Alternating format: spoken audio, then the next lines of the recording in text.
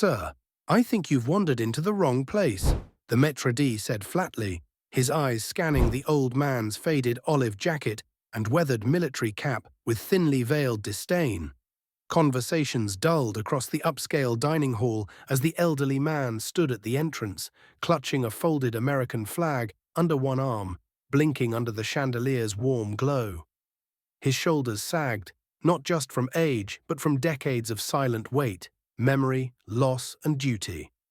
A few guests turned to glance, some stifled chuckles, others looked away, embarrassed for him. His boots were scuffed, his stance was stiff, a soldier's posture long outlasting his strength. To most in the room, he looked out of place, too worn for the polished floors, too quiet for the clinking glasses and expensive wine. "I'm here for the reunion," he said softly, "the Navy 6th Battalion. This used to be the spot." The hostess stepped forward with a tense smile. "That event is private, sir. We can't just let anyone in." At a corner table near the back, 6 men in tight navy shirts slowly turned their heads. They had been eating quietly, broad-shouldered, silent professionals with the presence of men trained to act only when necessary. On their sleeves, the SEAL insignia stood out. The youngest among them, not even 30, narrowed his eyes. The eldest among them set his fork down, not taking his eyes off the old man. The maître d's voice sharpened. "Sir, this is a high-end establishment. If you don't leave, we'll have to call security." The old man didn't argue. He just gave a slow nod and turned to go, the flag still tight under his arm. That's when a chair scraped the floor. Then another, and another. All 6 SEALs rose to their feet.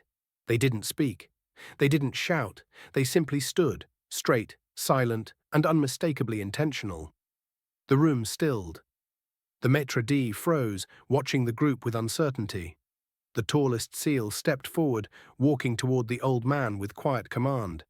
"Petty Officer Harold Monroe?" he asked. The old man turned, eyes widening. "Yes," he said, his voice almost cracking. The SEAL smiled gently. "Sir, we've been waiting for you." The entire room seemed to exhale. The youngest SEAL came next, snapping to attention. "It's an honor, sir." One by one, the others followed, offering crisp salutes. The old man's eyes welled with tears. "You knew?" he whispered. "We read every report," the lead SEAL said. "You pulled 3 men out of a burning ambush before they ever knew what hit them. Some of them trained us. We owe them. We owe you." The lead SEAL turned to the maître d'. "This man's name should have been printed on every reservation card in this room. He didn't just earn this table, he built it." The staff member stumbled over an apology, but the SEALs weren't listening anymore. One pulled out a chair, another gently took the flag from Monroe's arm and laid it in the center of the table like a relic. They didn't invite him to join, they honored him. Patrons around the room lowered their heads. A woman dabbed her eyes. A father leaned down and whispered to his young son, "That's what a real hero looks like." The rest of the evening passed in reverent quiet. The SEALs didn't brag, didn't boast. They listened. They asked about Monroe's missions. They laughed at his stories, sat in silence when he spoke of loss. They didn't speak to impress. They listened to learn.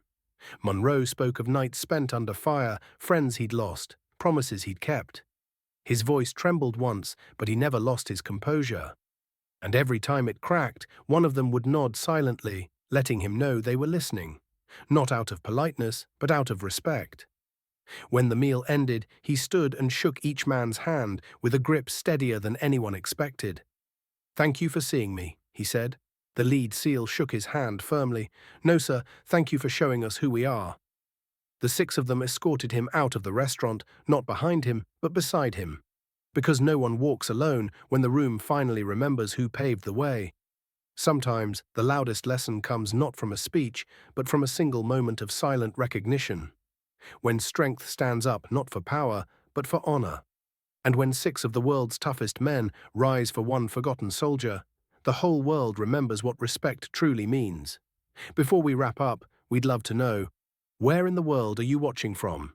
Drop your city or country in the comments and let's see how far this story has reached.